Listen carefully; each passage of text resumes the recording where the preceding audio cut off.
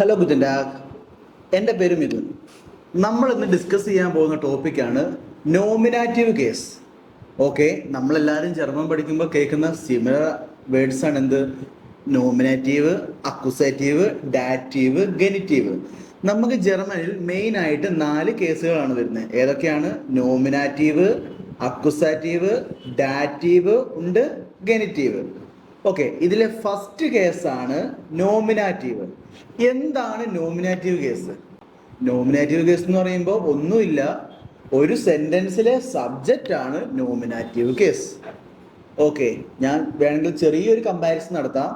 നമ്മൾ അക്യുസേറ്റീവ് ഇഷ് have A ഐനൻ ആഫൽ, എനിക്കൊരു ആഫൽ ഉണ്ട്. അവിടെ നമ്മൾ വെർബിനോട് എന്താണ് എനിക്കുള്ളതെന്ന് ചോദിച്ചു. എന്താണ് ആഫൽ? ആര്, ആർക്ക് എന്നുള്ളതാണ് നോമിനേറ്റീവിൽ നമുക്ക് കോണ്ടെക്സ്റ്റ് അനുസരിച്ച് യൂസ് ചെയ്യാൻ പറ്റുന്ന സെന്റൻസ്. ഓക്കെ, നമുക്ക് മെയിൻ ആയിട്ട് വരുന്ന നോമിനാറ്റീവിലെ സബ്ജക്ട്സ് ആണ് ഏതൊക്കെ?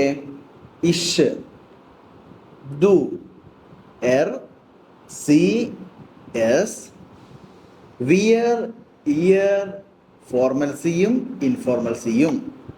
ഇതൊക്കെ നോമിനാറ്റീവിലെ സബ്ജക്ട്സ് ആണ്. ഓക്കെ, നമുക്ക് എക്സാമ്പിൾ നോക്കാം.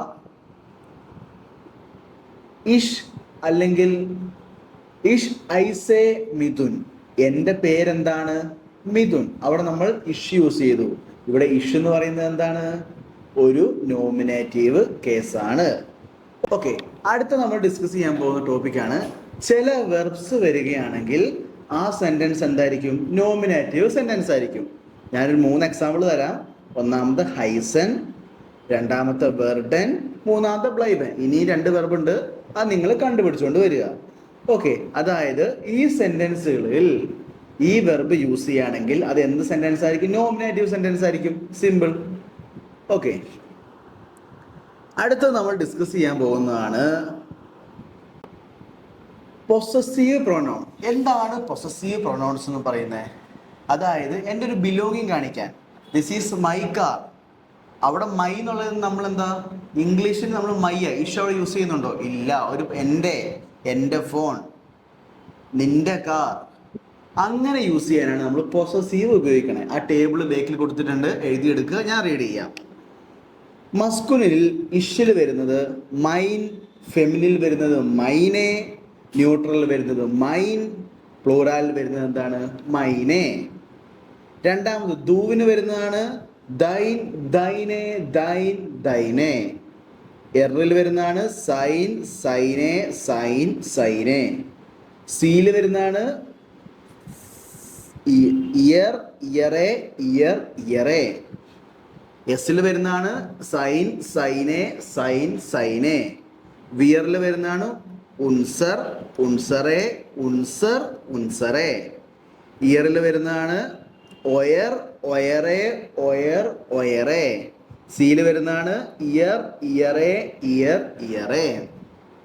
ഓക്കെ, ഇതെങ്ങനെ നമ്മൾ യൂസ് ചെയ്യേണ്ടതെന്ന് ചോദിച്ചാൽ നമ്മൾ ആദ്യം അത് ഏത് കേസ് അല്ലെങ്കിൽ ഏത് സെന്റൻസ് ആണ് നോക്കുക. ആ സെന്റൻസിൽ ആ വേർഡിൻ്റെ വിച്ച് മീൻസ് ആ നൗണിൻ്റെ ആർട്ടിക്കിൾ നോക്കുക. എന്നിട്ടാണ് ഇത് ആ സെന്റൻസിൻ്റെ അല്ലെങ്കിൽ ആ വാക്കിൻ്റെ മുമ്പിൽ ഇട്ട് കൊടുക്കേണ്ടത് കേട്ടോ. നമുക്ക് എക്സാമ്പിൾ നോക്കാം.